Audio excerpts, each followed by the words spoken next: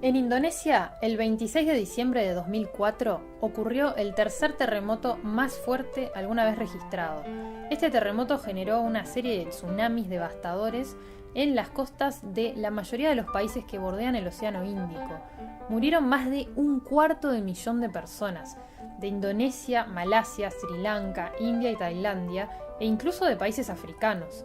Las olas llegaron hasta nuestras costas y de hecho cubrieron toda la superficie oceánica del mundo, pero por supuesto que con menor intensidad a medida que se fueron alejando del foco del terremoto. ¿Qué me decís a esto, Fede? Me acuerdo de aquella noticia, sí, pero no recordaba que se hubiera movido todo el océano del mundo. Sí, es increíble la verdad. Pero, ¿por qué hablo de esta catástrofe ocurrida hace 13 años? Bueno, porque resulta que se acaba de publicar en la revista Science, de hecho en la publicación de ayer, 26 de mayo, un trabajo que prueba que transformaciones químicas en minerales que se encontraban profundamente por debajo del fondo marino pueden explicar por qué este megaterremoto fue tan inesperadamente destructivo. Pero antes de meternos en este nuevo descubrimiento, vamos a explicar cómo se generan los terremotos y los tsunamis. Muy bien, dale. Bueno, la Tierra tiene muchas capas, que las podemos agrupar en 3 grandes capas, que son el núcleo, el manto y la corteza.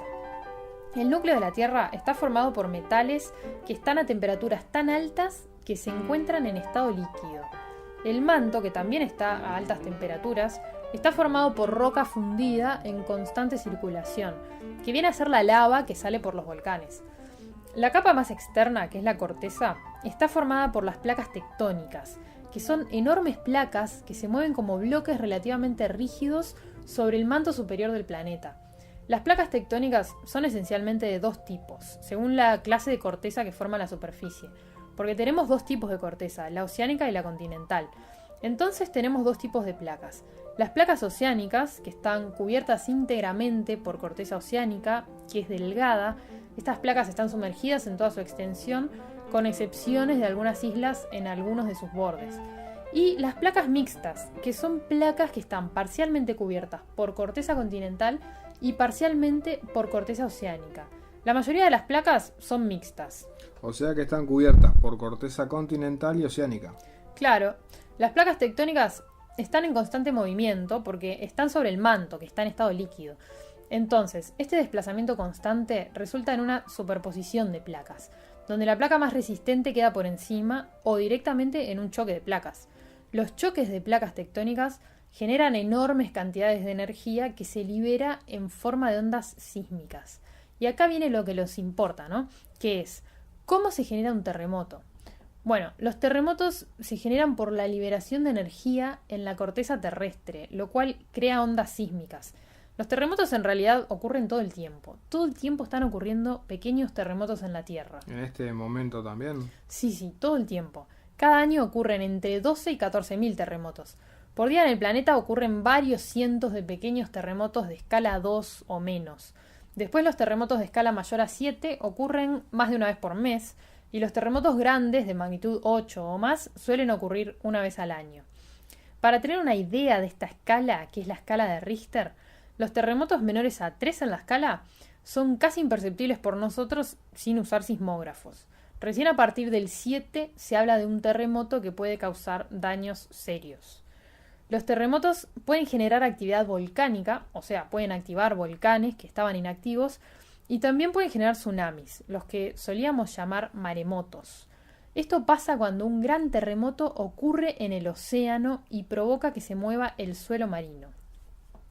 Una falla geológica es una fractura en el terreno a lo largo de la cual se deslizan 2 bloques, uno con respecto al otro, cosa que ocurre entre las placas tectónicas también.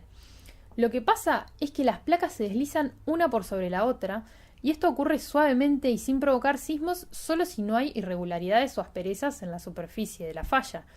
Pero el tema es que la mayoría de las superficies sí tienen asperezas y esto genera temblores. Una vez que la falla queda quieta, igual sigue habiendo movimiento entre las placas, lo que genera que se acumule energía de tensión alrededor de la superficie de la falla. O sea, imaginemos que apretamos 2 cuñas de madera, o sea, 2 piezas que tienen un lado en diagonal, digamos. Supongamos que estas cuñas son ásperas, lo que permite que las apretemos sin que se deslicen. Las apretamos y eso queda en tensión. Pero, ¿qué pasa si tenés en tensión dos piezas apretadas con superficies en diagonal? Llega un momento que, por más ásperas que sean, se te van a zafar, ¿no? Y si las tenés en la mano te las van a reventar seguramente. Claro, y cuanto más ásperas, van a demorar más en zafarse, y cuando eso pase, más fuerte va a ser la fuerza que se desprenda. Entonces, cuando se te zafen, como bien dijiste, Fede, posiblemente te vas a reventar las manos. Cosa que no pasaría si las piezas fueran de superficies suaves, porque se deslizarían enseguida y suavemente. Bueno, esto es lo que pasa. Llega un momento que de tanta tensión se vence esa aspereza que estaba manteniendo quietas y en tensión a las placas tectónicas, permitiendo un brusco desplazamiento de las placas, y ahí se libera toda esa energía de tensión que se había acumulado. Y así entonces se genera el terremoto. Bien, ¿y podemos hablar un poco más detalladamente de cómo se forma un tsunami? Bueno, viste que las olas comunes y corrientes se generan por acción del viento o de las mareas. Un tsunami se genera cuando un gran volumen de agua es desplazado, generando una serie de olas. Un tsunami es, de hecho, una serie de olas. Las olas del tsunami no se parecen a las corrientes normales o a las olas a las que estamos acostumbrados, porque su longitud es muchísimo mayor. Nosotros solemos tener esa imagen del tsunami de película, de una ola gigantesca de 30 metros de altura con forma de ola, pero en realidad, por lo general, un tsunami parece una marea creciente, pero que crece muchísimo más rápido de lo normal. Claro que también ocurren esas olas peliculosamente enormes, cuando el terremoto que las ocasiona es particularmente violento. Pero bueno, no es lo más común. El impacto de los tsunamis se limita a las zonas costeras, pero a veces entran muchos kilómetros hacia la tierra. El tsunami del que hablamos, el de 2004, fue uno de los desastres naturales más terribles de la historia de la humanidad. No del planeta, ¿no? Ojo con confundir eso. El planeta ya había vivido unos cuantos desastres peores, pero sí de la humanidad. Las olas de ese tsunami, de hecho, cubrieron todo el planeta, como dijimos. En muchos países como acá no nos dimos cuenta, pero llegar llegó.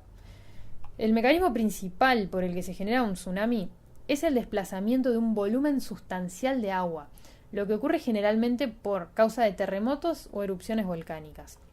Lo que pasa es que el fondo marino se deforma abruptamente y desplaza el agua hacia arriba. O sea, primero las placas tectónicas se separan, deslizándose una sobre la otra, y el agua se hunde, digamos.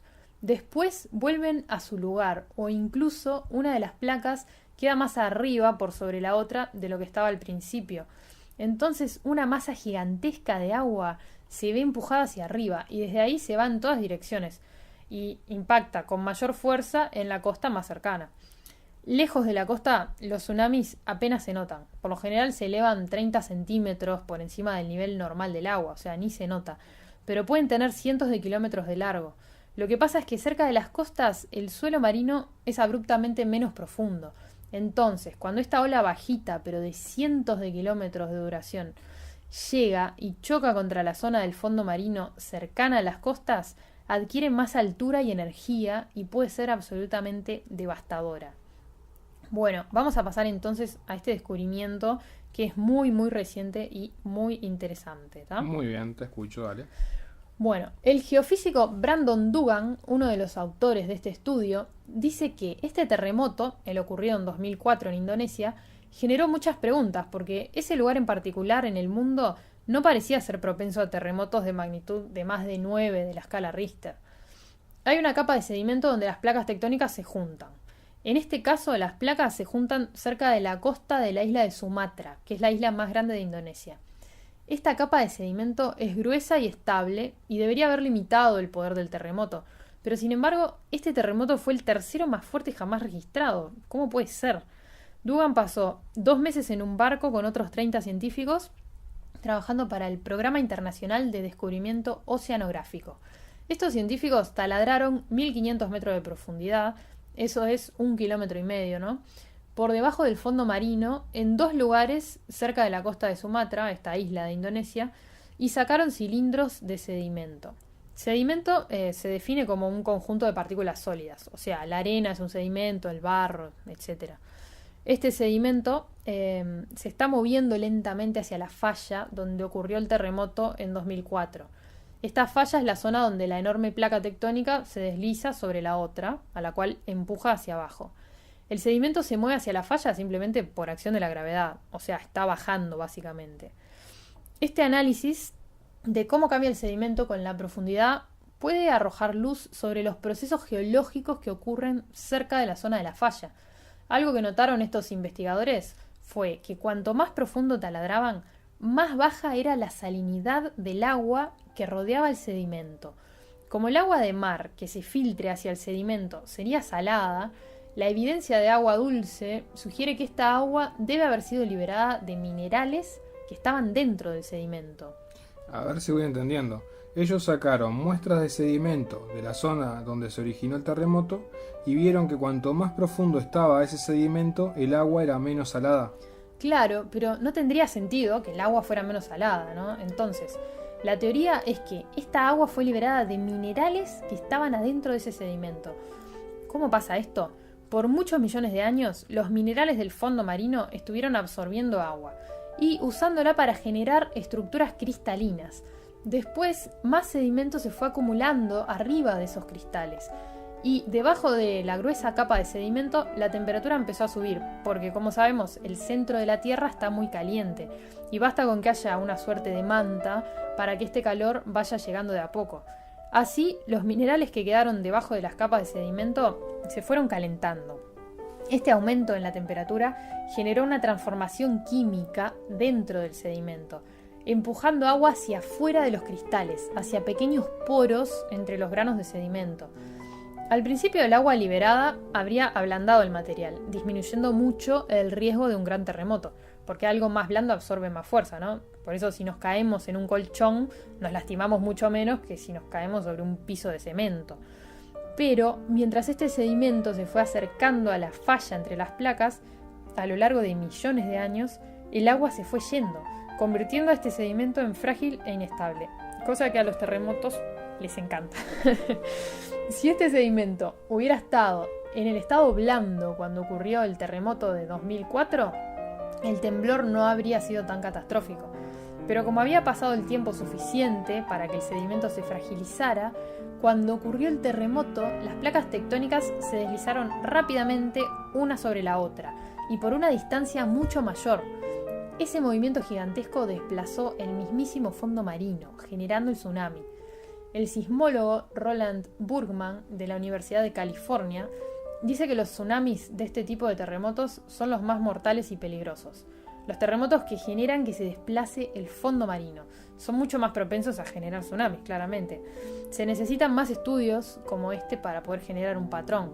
Este estudio es muy nuevo, pero por lo menos, nos da algo de esperanza, quién sabe. Tal vez en un futuro se pueda predecir dónde va a surgir un terremoto terrible y se pueda controlar de algún modo. Claro, me hace recordar un poco a los australianos que tenían incendios que destruían grandes zonas del país y generaron quemas controladas. Tal vez, con explosiones controladas, se pueda evitar que ocurran estos terremotos. Sí, ojalá, pero bueno, esos son conjeturas y en esta columna nos gustan los datos, no las conjeturas. Así que nos vamos, hasta la próxima. Hasta luego.